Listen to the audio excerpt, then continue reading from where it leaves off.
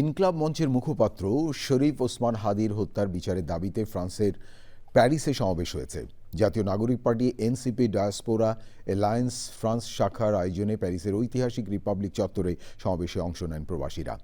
ফ্রান্সে অধ্যয়নরত বাংলাদেশি শিক্ষার্থী, শিল্পী, সাংবাদিক সহ বিভিন্ন শ্রেণী পেশার প্রতিনিধিরা দ্রুত ওসমান হাদির ঘাতকদের গ্রেফতার ও বিচার দাবি করেন।